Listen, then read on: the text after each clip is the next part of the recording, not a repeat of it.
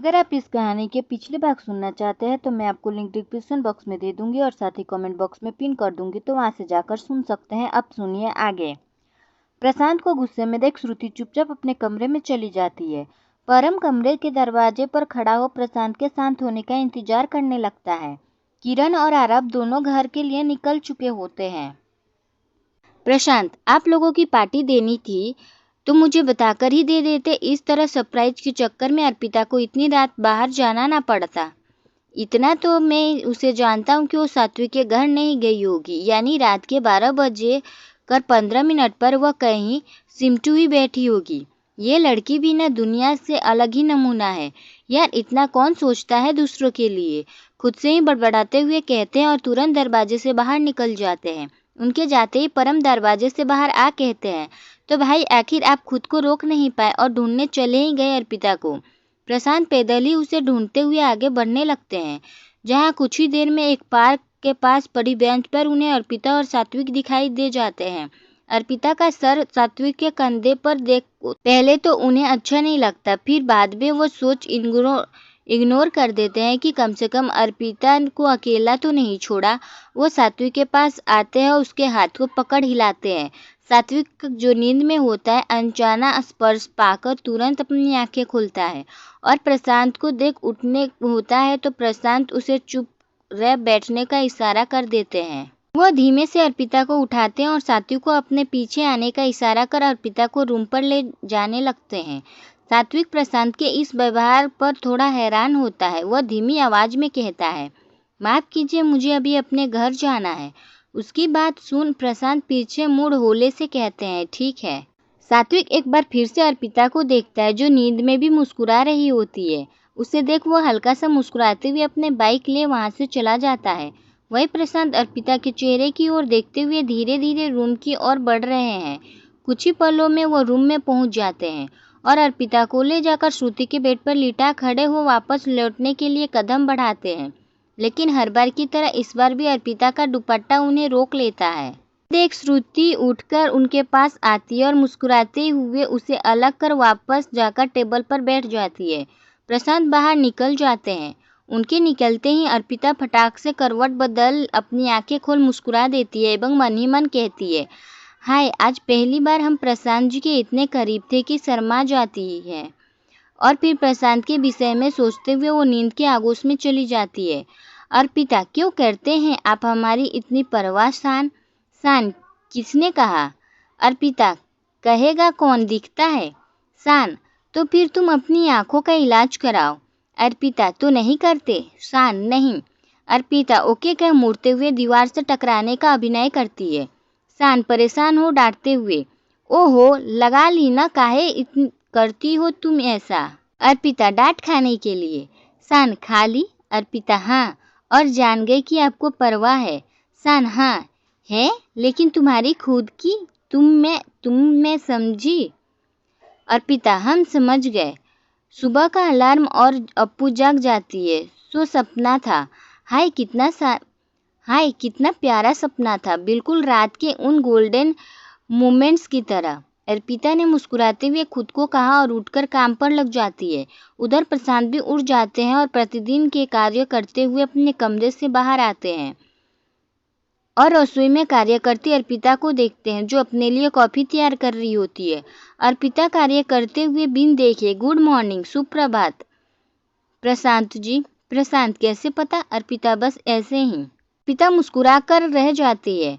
तब तक परम भी वहां आ जाते हैं। परम को देख अर्पिता अपनी कॉफी मग उठा वहां से निकल हॉल में बैठ जाती है और कॉफी पीने लगती है। अर्पिता, ओ गॉड, हमारा बैग और स्लीपर्स, वह तो नीचे वॉशरूम में ही है। कहीं आंटी जी या किसी और ने देखा तो कांड हो जाना है। सोचते हुए वो कॉफी मग वहीं टेबल पर रखती है और सटपट नीचे दौड़ती है। प्रशांत उसकी जगह आकर खड़े हो जाते हैं तो उनकी नज़र कॉफी डिब्बे के नीचे पड़ती है और उनके नीचे नोट रखा होता है। प्रशांत मुस्कुराते हुए चुपके से उसे उठा अपनी पॉकेट में रख लेते हैं, जो परम देख लेता है। वह कुछ सोचता है और कहता है, भाई क्या छुपाया, दिखाओ मुझे। भाई क्या छुपाया, कहते हुए वो तुरंत लपकते हुए प्रशांत के पास पहुंचता है और उसके पॉकेट में हाथ डाल वह नोट निकाल वहां से बाहर की ओर दौड़ लगा देता है। भाई क्या छुपाया, छोटे नहीं, ये मस्ती नहीं, मुझे वो नोट वापस करो। छोटे दो मुझे वापस, प्रशांत परम के पीछे दौड़ते हुए कहते हैं। वही शरारती परम प्रशांत को परेशान करने को फुल मूड में होते हैं, सो वह कभी सोफे के इधर कभी खंबे के उधर प्रशांत को पूरे फ्लोर पर दौड़ा दे लेते हैं। कुछ सेकेंड बाद प्रशांत रुक जाते हैं और वहीं सोफे पर बैठ जाते हैं। कॉफी मिक्स दिखता है तो वह उठकर कॉफी पीने लगते हैं। अर्पिता नीचे से आते हुए प्रशांत को कॉफी पीते हुए देख लेती है। अर्पिता अब हम इनसे कहे क्या? चल अर्पिता, अब खुद के लिए दूसरी कॉफी बना लाओ, कह वो वहां से गुजरती है तो प्रशांत कॉफी में छोड़ वापस से परम के पास पहुंचते हैं। परम मुस्कुराते लगता है और नोट प्रशांत को वापस करते हुए धीमे से कहता है, भाई मुझे सब पता है, सो मुझसे छुपाओ ही नहीं, लो आप इनका। अर्पिता की ओर इशारा करते हुए संदेश आराम से बैठकर पढ़ो, कह वह नोट प्रशांत को देर वहां से रसोई में चला जाता है और अर्पिता कुछ सोचते हुए आती है और टेबल से कॉफी मग उठा वहां से श्रुति के कमरे की ओर चलती बनती है। प्रशांत उसकी ये हरकत देख बस मुस्कुराते भर है और खुद ही वहीं बैठ सो संदेश पढ़ने लगते हैं। कल हमें सड़क से उठाकर लाने के लिए धन्यवाद, हम वहीं बैठे बैठे कब सो गए हमें पता ही नहीं चला। प्रशांत, तो इसका मतलब तुम कल जग रही थी? अपू खुद से ही कहते हैं और परम के साथ जाकर काम पर लग जाते हैं। परम प्रशांत के इस सीक्रेट लव में उसका राजदार बन चुका है, सो दोनों भाई अब एक दूसरे को छेड़ने हुए कार्य करते रहते हैं। वही अर्पिता कॉफी खत्म कर मग रखने किचन में आती है। उसे देख परम वहां से अपना फोन निकाल चलने बनते हैं तो अर्पिता प्रशांत के पास आ उससे कहती है, क्या बना रहे हैं आज आप? प्रशांत, कुछ खास नहीं, तुम बताओ, तुम्हें कुछ स्पेशल चाहिए? अर्पिता, नहीं। प्रशांत, ठीक, क्या चुप हो जाते हैं। अर्पिता प्रशांत के कार्य करने के तरीके को ऑब्जर्व करने लगती है और याद करता उसकी मदद भी कर देती है। कुछ ही देर में सारा कार्य हो जाता है तो अर्पिता और प्रशांत दोनों ही वहां से चले जाते हैं। जाते हुए प्रशांत को अचानक कुछ याद आता है, सो वह वापस रसोई में आते हैं और फ्रिज में रखा केक का टुकड़ा देखते हैं। प्रशांत, थैंक गॉड यथास्थान ही है, कह वह नोटबुक उठा अर्पिता के लिए एक छोटा सा नोट लिखते हैं। कल तुम बिन केक लिए चली गई थी, तुम्हारे लिए फ्रिज में एक टुकड़ा रखा छोड़ा है, भूलना नहीं।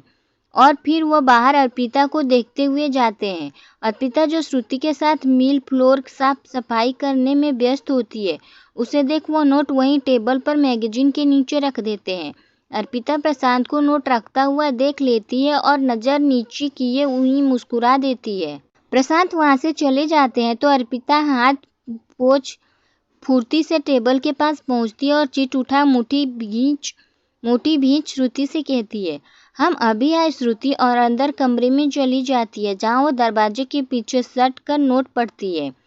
कल तुम बिन केक लिए चली गई थी, तुम्हारे लिए फ्रिज में एक टुकड़ा रखा छोड़ा है, भूलना नहीं। हम नहीं भूलेंगे, कहते हुए वो रसोई में जाती है और वो टुकड़ा देख मुस्कुराते हुए कुछ सोचती है। वह उसी नोट के पलट उसी में लिखती है, शेयरिंग इज गुड हैबिट, सो हमें इंतजार रहेगा। और उसे प्रशांत की पैक किए हुए टिफिन के नीचे रख रसोई से बाहर चली आती है।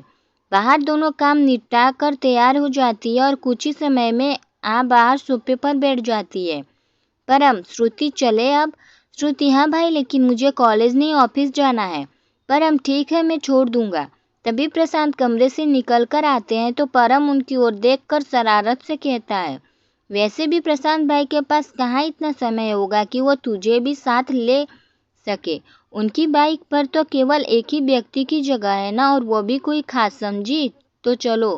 के परम हंसने लगता है। उसकी मुस्कुराहट देख प्रशांत कहते हैं, लगता है चाबी भरवानी पड़ेगी। न भाई, ऐसे ही ठीक हूँ, ये बस थोड़ी सी मस्ती की और कुछ नहीं, कहते हुए वो बाहर निकल जाता है। उसके पीछे श्रुति भी निकल जाती है। अर्पिता दोनों की बातें समझ मुस्कुराते हुए मैगजीन पढ़ रही है। प्रशांत अपना टिफिन लेने अंदर जाते हैं तो टिफिन के नीचे नोट देख मुस्कुराते हुए उसे पढ़ते हैं। हाय शेयरिंग सो स्वीट, कहते हुए प्रशांत वो टुकड़ा निकालते हैं और उसे एक प्लेट में रख हॉल में बैठी अर्पिता के पास पहुंचते हैं। अप्पू, तुम्हारे लिए केक, कह हुए टेबल पर रख देते हैं और खुद ही बैठ जाते हैं। अर्पिता, सिर्फ हमारे लिए तो नहीं प्रशांत जी, हमने कुछ कहा था। प्रशांत जी, जी मुझे पता चला, तभी तो यहाँ बैठा हूँ। अर्पिता, धन्यवाद। क्या उससे आधा हिस्सा उठा खाने को लेती है और तभी प्रशांत जी उठते हैं और उसका हाथ मोड़ खुद केक खा उठाकर वहां से चले जाते हैं। अर्पिता हैरानी से साथ साथ सांवलिया नजरों से प्रशांत की ओर देखती है तो प्रशांत उसके पास होले से कहते हैं, ज्यादा सोचो नहीं, सिर्फ केक ही खाया है तुम्हारे हाथ से, इतना हक तो है ना मेरा। अर्पिता इतना ही कह पाती है। प्रशांत के उसके पास आने की वजह से उसके हृदय की गति हमेशा से तेज हो जाती है। प्रशांत, तो अब ऑफिस चले? अर्पिता, जी। प्रशांत उठते हैं और टिफिन ले वहां से बाहर चले आते हैं। उनके पीछे पीछे अर्पिता भी चली आती है। कुछ ही देर में दोनों ऑफिस पहुंचते हैं। अर्पिता को आया देख नीलम उसके पास आती है। Arpita, good morning ma'am. Neelam, very good morning Arpita. आपका केबिन अब चेंज कर दिया गया है। आपको वो बॉस के सामने वाला केबिन दिया गया है। अब से आप वहीं जाकर अपना कार्य आरंभ कीजिएगा। अर्पिता, जी। के उस केबिन में जाकर बैठ जाती है।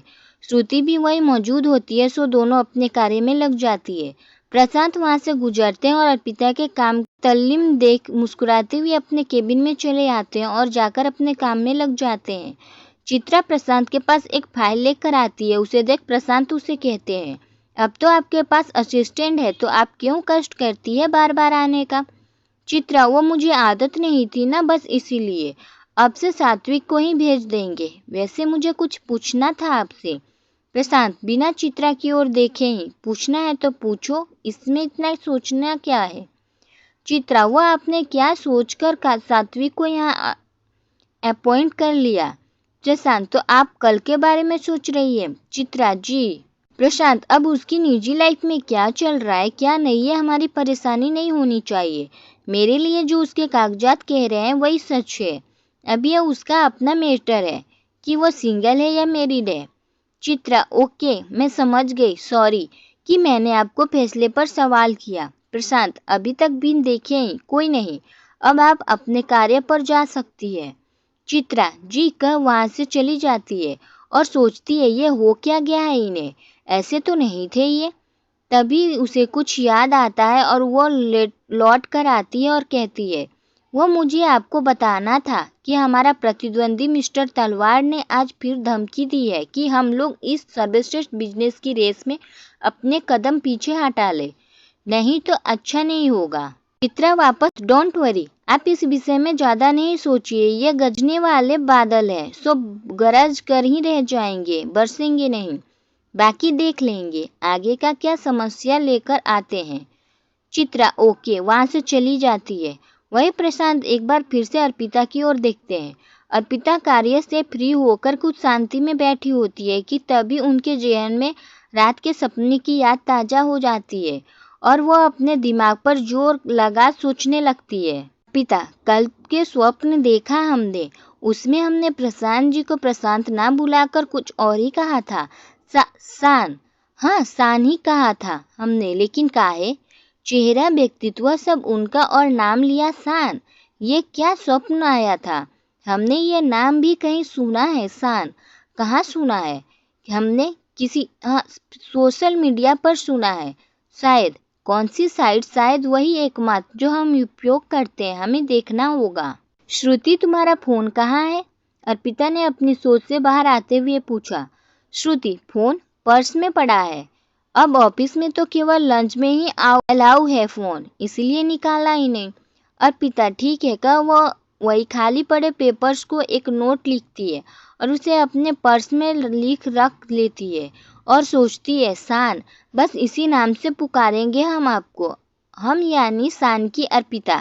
प्रशांत के पास रबीश का कॉल आता है। प्रशांत, हाँ रबीश, कहो, कैसे याद किया भाई? रबीश, भाई, कोई मिस्टर खान्ना है जो तुमसे एक बार मिलना चाहते हैं। प्रशांत, मिस्टर खान्ना? लेकिन मैं किसी मिस्टर खान्ना को नहीं जानता हूँ। वैसे ये किस संबंध में मिलना चाहते हैं? रबीश, अब ये तो मुझे नहीं पता है, तुम एक बार मिल लो। प्रशांत, कोशिश करता हूँ, तुम उन्हें एकेडमी में आने के लिए बोल देना, वही मिल सकता हूँ उनसे, अलग से मिलने के लिए समय नहीं है। रबीश, ठीक, मैं बोल दूंगा उन्हें, रखता हूँ, बाय। कह कॉल कट कर देता है। प्रशांत विंडो से एक बार फिर अप्पू को देखने लगते हैं। देखते हुए वो सोचते हैं, लगता है अर्पिता अपना कार्य कर चुकी है, तभी दोनों फ्री बैठे हैं। तो क्यों ना थोड़ा बहुत परेशान किया जाए और काम देकर वो बेल बजा नीलम को बुलाते हैं। नीलम, आपने मुझे बुलाया? प्रशांत, जी। अब ये बताओ मैंने तुम्हें यहाँ क्यों अपॉइंट किया है? नीलम, काम के लिए सर। प्रशांत, किस तरह के कार्य के लिए? नीलम, आपकी असिस्टेंट कम सहायक मैनेजर सर, जो आप सबकी रिपोर्ट रखती है। क्या करना है, किसे कब और क्या काम देना है? प्रशांत, गुड, यानी याद है तुम्हें। नीलम, सर क्या मुझसे कोई गलती हो गई? प्रशांत, समझ गई तुम तो अब जरा सामने वाले केबिन पे देखने की कष्ट करे। वर्किंग आवर में वो दोनों नई एम्प्लॉई बैठकर बातें कर रही है और आप एक बार भी उनके पास नहीं गई है। मैं जान सकता हूँ क्यों? नीलम, सॉरी सर, वह मैं मिस्टर तलवार के बारे में जानकारी कलेक्ट कर रही थी। मैं अभी जाकर उन्हें दूसरा काम समझाकर आती हूँ। प्रशांत, बेहतर रहेगा। उन्हें कार्य समझाने के बाद जो फाइल उन्होंने तैयार की है वह मुझे मेल कर देना, मैं उनके कार्य को चेक तो कर लूँ। नीलम, श्योर सर, वहाँ से चली जाती है। नीलम अर्पिता से, तो कार्य पूरा कर लिया आप दोनों ने? अर्पिता, जी मैम, जितना आपने बताया उतना कर लिया। नीलम, गुड, काम हो गया तो इसका अर्थ तो नहीं है कि आप दोनों बैठकर बातों में लग जाए। याद रखना, आपका केबिन बिल्कुल बॉस के केबिन के सामने है और उनकी नज़र क्षण प्रति क्षण आप दोनों पर है। अर्पिता, जी हम याद रखेंगे। आप हमें अगला कार्य बता दीजिए। ओके, बताती हूँ कब के। नीलम कंप्यूटर पर कुछ टाइप कर अर्पिता से कहती है, ये लिस्ट है, एक बार नज़र डालकर फाइल से मैच कर लीजिए एवं जब कार्य हो जाए तो मुझे बताना, मैं देख लूँगी। और अर्पिता की तैयार हुई फाइल प्रशांत को मेल कर देती है। Okay, continue. जी अवश्य, अर्पिता ने फाइल खोलते हुए कहा। नीलम वहाँ से चली जाती है। नीलम के जाने के बाद श्रुति अर्पिता से कहती है, कुछ ज़्यादा ही बोलती है ये। अरे काम करके ही बातें कर रहे थे, ऐसा तो नहीं था कि फ्री होकर बैठे थे। कुछ ज़्यादा ही टफ मिजाजी है भाई, मेरा मतलब बॉस। कोई नहीं, हमें इससे क्या लेना, हमारे लिए तो कार्य पहले, वो हमें करना है क्योंकि उसी से तो पैसे मिलेंगे, समझी? अर्पिता ने श्रुति से कहा। समझ गई अप्पू, श्रुति ने कहा। लंच टाइम हो जाता है तो एक बार फिर अर्पिता, सात्विक, श्रुति तीनों बैठ लंच करने लगते हैं। सात्विक, अर्पिता जी, कल शाम से एक बात मेरे मन में उछल रही है, कहो तो पूछूं? सात्विक की बात सुन अर्पिता ने सांवलिया नजरों से सात्विक को देखा और बोली, आप सबकी प्रॉब्लम ही बड़ी अजीब है नहीं? अरे जब कुछ पूछना है सीधे पूछ लो ना, इतना सोचने की क्या जरूरत है? अर्पिता ने थोड़ा तनकते हुए कहा। सात्विक, वो मुझे पूछना था कि तुम्हें श्रुति के घर घूंघट डालने की क्या जरूरत पड़ गई, और श्रुति ने ये क्यों कहा कि घूंघट में मेरी पत्नी है आसी, काहे, और ये आसी का क्या चक्कर है, और मुझे ही बलि का बकरा काहे बनाया? सात्विक की बात सुन श्रुति कहती है, वह मेरी बेवकूफ़ी थी, सॉरी, बात बस इतनी ही थी कि भाई के साथ प्रैंक करना चाहते थे तो मैंने ये प्लान बनाया, इससे ज़्यादा कुछ नहीं। सात्विक, सच में श्रुति यही बात है ना? यही बात थी ना? श्रुति, हाँ यही बात थी। सात्विक, लेकिन न जाने क्यों मुझे तुम्हारी बात पर यकीन नहीं हो रहा है। श्रुति, ये तुम्हारी प्रॉब्लम है, कह हंसने लगती है। सात्विक चुप हो जाता है और अर्पिता को देखने लगता है। उसे अपनी तरफ देखता हुआ पाकर अर्पिता कहती है, सात्विक, जो हुआ उसे एक छोटी सी फन एक्टिविटी समझकर भूल जाओ, आगे से ऐसी नौबत नहीं आएगी। और उस बात को लेकर अगर तुमसे कोई कुछ कहे तो कह देना आसी में आस तोड़कर फूर हो गई, ठीक है? सात्विक हंसते हुए, ठीक। लंच खत्म कर सभी वापस अपने कार्य में लग जाते हैं। प्रशांत भी एक मीटिंग अटेंड कर फ्री हो जाते हैं। प्रशांत का फोन रिंग होता है, जो मिस्टर खन्ना का होता है। प्रशांत, हेलो मिस्टर खन्ना, प्रशांत संगीत के अध्यापक बोल रहे हैं। प्रशांत, आपको कोई गलतफहमी हो गई है, मैं कोई संगीत का अध्यापक नहीं हूँ, मैं तो बस एक बिजनेसमैन हूँ। मिस्टर खन्ना, ऐसा कैसे हो सकता है? रबीश ने तो मुझे यही नंबर दिया था, बोल रहा था कि शाम के 4 बजे इसी नंबर पर फ़ोन कर लेना। कहीं आप मिस्टर खन्ना तो नहीं बोल रहे हो? प्रशांत ने पूछा। कहीं आप मिस्टर खन्ना तो नहीं बोल रहे हो? प्रशांत ने पूछा। जी, फोन की दूसरी तरफ से मिस्टर खन्ना बोले। ओके मिस्टर खन्ना, फिर आप शाम 6 बजे मुझे एकेडमी में मिलना। अभी के लिए क्षमा, मैं जरा सा व्यस्त हूँ, कहते हुए प्रशांत फोन रख देते हैं और बाइक की चाबी उठा फुर्ती से बाहर निकल जाते हैं। बाहर अर्पिता खड़ी उनका इंतजार कर रही होती है। उन्हें देख वह खड़ी देखती है और उनका पास जा कहती है, पूरे 5 मिनट लेट। उन्हें देख वह घड़ी देखती है और उनके पास जा कहती है, पूरे 5 मिनट लेट। हाँ, अब इतना तो ऊपर नीचे होता है, आज लेट तो कल जल्दी आ जाऊंगा, प्रशांत ने कहा, जिसे सुनते ही अर्पिता बाइक पर बैठ जाती है और प्रशांत शोरगुल से दूर सड़क पर बाइक दौड़ा देते हैं। ये शांति कुछ पलों की होती है। कुछ ही मिनट बाद दोनों शोरगुल भरे हाईवे पर आ जाते हैं। रास्ते में निकलते हुए अर्पिता की नज़र एक बर्गर शॉप पर पड़ती है, जिसे देख वह कुछ याद कर मुस्कुराती है। उसकी उस मुस्कान पर प्रशांत की नज़र पड़ती है तो वह एक बार पीछे मुड़ देखते हैं और फिर से राइडिंग पर ध्यान देने लगते हैं।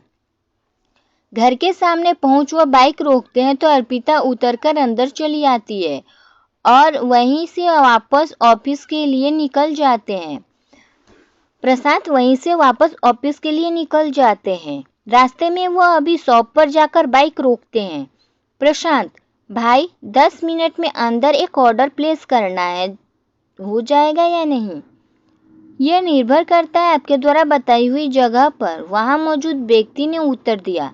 प्रशांत, जहां पहुंचाना है वो जगह यहाँ से दूर नहीं है, मैं एड्रेस देता हूँ। वो एड्रेस बता देते हैं। ये सर हो जाएगा, आप ऑर्डर प्लेस कीजिए। प्रशांत, ओके, नोट कीजिए, 2 चीज burger without onion with extra sauce, 1 cold coffee. ये पूरा ऑर्डर अर्पिता ब्यास तक पहुंचाना है और हाँ, ये चीज ऑर्डर प्लेस करने से पहले उन्हें देना है, ठीक है? प्रशांत ने एक श्वेत चीट आगे बढ़ाते हुए कहा। ओके सर, व्यक्ति ने कहा तो प्रशांत पेटीएम कर ऑफिस के लिए निकल जाते हैं। अर्पिता प्रशांत की दी हुई की सो लॉक खोल कुछ देर रेस्ट करने लगती है। उसे हल्की सी भूख का एहसास होता है। वो कुछ बनाने का सोचती है कि तभी नीचे बेल बजती है। मकान मालकिन दरवाजा खोलती है। आप अर्पिता ब्यास हैं? डिलीवरी बॉय ने मकान मालकिन से पूछा। मकान मालकिन बोली, नहीं, मैं अभी बुलाती हूँ, क्या वो अर्पिता को आवाज लगाती है। अर्पिता, जरा नीचे आइए, आपका ऑर्डर आ गया है। अर्पिता हैरानी से, ऑर्डर? भला हमने क्या ऑर्डर कर लिया? शायद प्रशांत जी ने कुछ मंगाया होगा, देखने के लिए जाकर कहते हुए नीचे आती है। आप अर्पिता ब्यास? लड़के ने पूछा। जी, ओके, ये आपके लिए, कह वे श्वेत चिट निकाला अर्पिता को देता है। अर्पिता असमझ में स्थिति में उसे पढ़ती है। ये मेरी तरफ से तुम्हारे लिए, मेरे जन्मदिन के भेंट। लिखावट देखो, समझ जाती है कि ये प्रशांत जी ने ही भेजा। वह ऑर्डर ले लेती है और उसे चली जाती है। हॉल में पड़े हुए सोफे पर बैठ वो उसे खोलती है, जिसमें बर्गर देख वो खुशी से चौंक जाती है। क्या कहे हम अब आपसे प्रशांत जी, यूँ बिना हमारे कहे समझ लेने की कला आम बात नहीं होती। सच्ची कहा है किसी ने, है रूह को समझना भी जरूरी, महज हाथों को थामना साथ नहीं होता। कब कैसे आप हमें समझने लगे ये बात हम खुद नहीं समझ पाए। बस इतना पता है हमें कि जैसे भोर की रोशनी रात्रि के अंधकार को दूर करती है, कुछ वैसे ही आप हमारे लिए एहसान, वह जिसने हमारा तब साथ दिया जब हम हर ओर से नाउम्मीद थे, जब हम सहारे की सबसे ज्यादा आवश्यकता महसूस हुई थी। हमें तो आपकी इस परवाह से भी इश्क हो गया है एहसान, इतना कि हमारे सारे अल्फाज भी कम पड़ गए हैं इसे अल्फाजों को ढालने के लिए। अब तो हम डरने लगे हैं, क्योंकि सुना है इसका नाम पंछी को जमाने की नजर बड़ी जल्दी लगती है और पंछी घायल हो ऐसे गिरता है कि या तो वो तर जाता है या मर जाता है। वो प्लेट लेने रसोई में जाती है तो उसे नोटबुक दिख जाती है, उसे उठाकर वो उसमें चंद लाइन लिखती है एवं बाहर आकर हेलमेट रखने वाली जगह पर वह चीट दबाकर रख देती है। सोफे पर वो टेबल पर रखा बर्गर फिनिश करती है और कोल्ड कॉफ़ी ले जाकर फ्रिज में रख देती है। कुछ देर में रेस्ट करने के बाद वह घड़ी देखती है और बैग उठाकर एकेडमी के लिए निकल जाती है। उधर उसके निकलने के बाद प्रशांत श्रुति को लेकर घर आता है। श्रुति के हाथ में एक बड़ा सा पैकेट खाने का पार्सल होता है जो प्रशांत ने सबके लिए कराया है। अब हमारे प्रशांत जी सेल्फिश थोड़ी ही हैं जो केवल अर्पिता के लिए ही ऑर्डर प्लेस करेंगे। प्रशांत अंदर आते हैं और हेलमेट अपनी जगह रखते हैं। जहां नोट देख वो मुस्कुरा उठते हैं। जैसे भोर में रश्मि रात्रि अंधकार दूर करती है, कुछ वैसे ही आप हमारे लिए हैं शान। शान नाम पढ़कर प्रशांत चौंके और बोले, अप्पू तो तुमने पता लगा लिया कि मेरी सीक्रेट पहचान के बारे में? Very very interesting. लेकिन पता लगाया तो कैसे? क्योंकि यहाँ मैंने ऐसा कुछ नहीं छोड़ा प्रेम भाई के अलावा, ना ही यहाँ किसी को पता है मेरे इस नाम के बारे में। फिर तुमने कैसे पता लगाया? खैर ये बात तुमसे पूछूंगा, अभी के लिए मुझे निकलना है, नहीं तो देर हो जाएगी। वह जल्दी से अपने कमरे में जाते हैं और वहां से गिटार उठाए एकेडमी के लिए निकल जाते हैं। अर्पिता क्लास में पहुंच चुकी होती है और क्लास अटेंड करती है। वहीं प्रशांत एकेडमी के केबिन में इंतजार कर रहे मिस्टर खन्ना से जाकर मिलते हैं। कुर्ता धोती पहने, माथे पर दुर्लभ प्राप्त होने वाली लाल चंदन का तिलक धारण किए, चेहरे पर रोब और आंखों में तेज टपकता हुए एक औसत लंबाई के लगभग 45 वर्षीय व्यक्ति है जो प्रशांत के दिखते ही माथे तक दोनों हाथ जोड़कर प्रणाम करता है, जो उसके दबंग स्वभाव का दर्शाता है हुआ प्रतीत होता है। उसके पीछे काले कपड़ों में दो व्यक्ति खड़े हैं जो हाव भाव से उसके प्रोटेक्टर प्रतीत हो रहे हैं। खन्ना, तो आप हैं मिस प्रशांत मिश्रा? प्रशांत, यस, और आप शायद मिस्टर खन्ना। 4 बजे आपसे बात हुई थी। मिस्टर खन्ना, जी, पूरा नाम अभ्येंद्र प्रताप खन्ना। प्रशांत, ओके, बताइए किस लिए मिलना चाहते थे आप? मिस्टर खन्ना, बताए हैं भाई, इतनी भी जल्दी क्या है, तनिक रुकिए तो सही। प्रशांत थोड़ा तलख लफ्जे में, देखिए आपके पास समय की भरमार होगी लेकिन मेरे पास समय का अभाव है, काहे कि मुझे यहाँ लेक्चर अटेंड करने हैं। एक दिन नहीं करोगे तो आसमान नहीं टूट पड़ेगा। वैसे भी रबीश बोल रहा था कि आप यहाँ अपनी मर्जी से पढ़ाते हैं, कोई फीस वगैरह नहीं लेते हैं, तो एक दिन न पढ़ाओगे तो कुछ बिगड़ेगा थोड़ी ही। फिर तो अपने यहाँ आकर अपना टाइम वेस्ट किया है, क्योंकि जिसे समय की कदर नहीं है उसके लिए मेरे पास समय नहीं, गुड बाय। क्या प्रशांत वहां से उठ जाते हैं और अपनी क्लास में जाने लगते हैं। प्रशांत को यूं इस तरह रूखा व्यवहार कर जाता हुआ देख वो व्यक्ति अपना हाथ उठा इशारा करता है तो वो दोनों उसके प्रोटेक्टर उसके आगे आकर खड़े हो जाते हैं। प्रशांत रुक जाता है और मुड़कर उसकी ओर देखता है। मिस्टर खन्ना, अब सीधी तरह आप रुके नहीं तो मैं क्या करूं? मैंने कहा था पहले कि मेरी पूरी बात सुने बिना नहीं जाइएगा। प्रशांत थोड़े गुस्से में, तो मैंने कौन सा आपकी बात सुनने से मना किया था? अब आप समय की व्यर्थ करने की उतारू है तो इसमें मैं क्या कर सकता हूँ? ओके, तो मैं सीधा मुद्दे पर आता हूँ। बात इतनी सी है कि मेरे घर में 2 बच्चे हैं, उन्हें आपको संगीत सिखाना है। इसी एकेडमी की ही एक लड़की पूर्वी ने आपकी बड़ी तारीफ कर दी उन बच्चों से, सो उन्होंने जिद पकड़ ली है कि उन्होंने आपसे ही संगीत सीखना है। पूर्वी ने कैसे? आप क्या पूर्वी को जानते हैं? मिस्टर खन्ना, मेरी लड़की अल्लेसा है, उसी के कारण घर में आना जाना लगा रहता है। प्रशांत, ठीक, लेकिन मैं कहना चाहूँगा कि जिन्हें भी संगीत सीखना है वो यहीं एकेडमी में आकर सीख सकते हैं। जैसे कि मैंने पहले ही कहा था कि मेरे पास समय का अभाव है, सो घर जाकर पढ़ाने के लिए मेरे पास समय नहीं है। मिस्टर खन्ना, तो क्या आपका ये अंतिम निर्णय है? प्रशांत, जी। मिस्टर खन्ना, बच्चे यहाँ नहीं आएंगे, आपको यहीं पढ़ाने आना होगा तो आना होगा। न सुनने की आदत तो नहीं है मेरी, आप एक बार फिर सोच विचार कर ले।